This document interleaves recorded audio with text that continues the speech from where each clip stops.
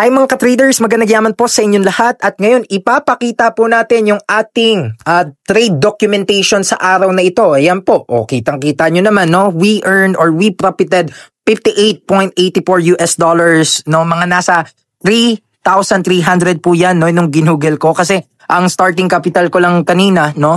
Was 14,000 pesos. Ngayon nasa 17,300 na siya. So kaya naman again guys, no? Disclaimer, hindi dino-document ko lang, sinishare ko lang kung ano yung mga lessons, trade idea, no?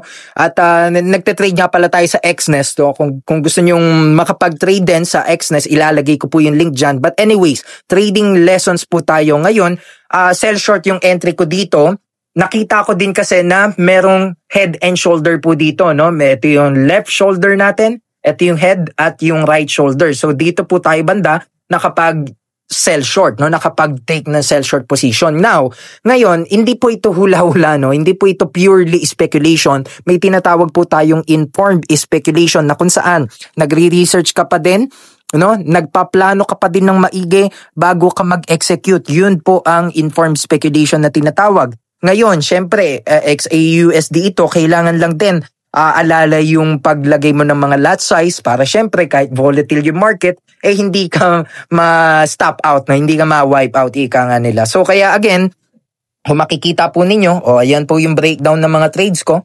Okay? So mas marami yung definitely yung red, no? Kaysa yung green kaysa kay red. Ibig sabihin, mas mataas yung profits talaga natin kaysa sa losses, no? As of today. Now, so kaya again,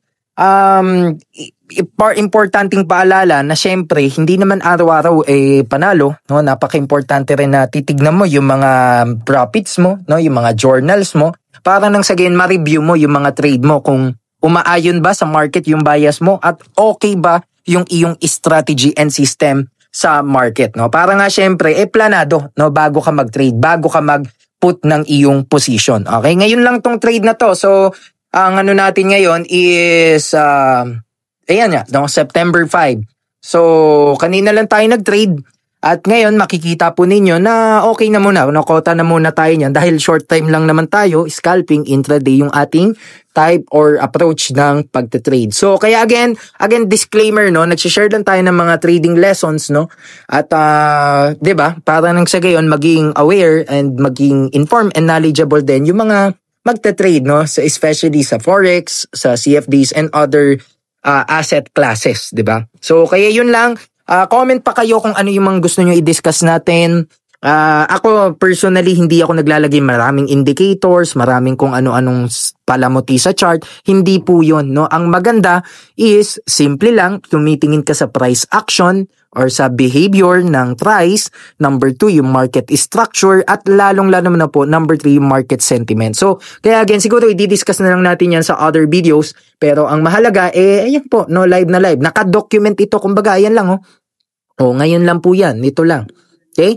So, today. So, kaya again, follow for more contents like this at mag-subscribe na po kayo, mag-follow na kayo para mas marami pa kayong matutunan. So, yun lamang po and God bless you all.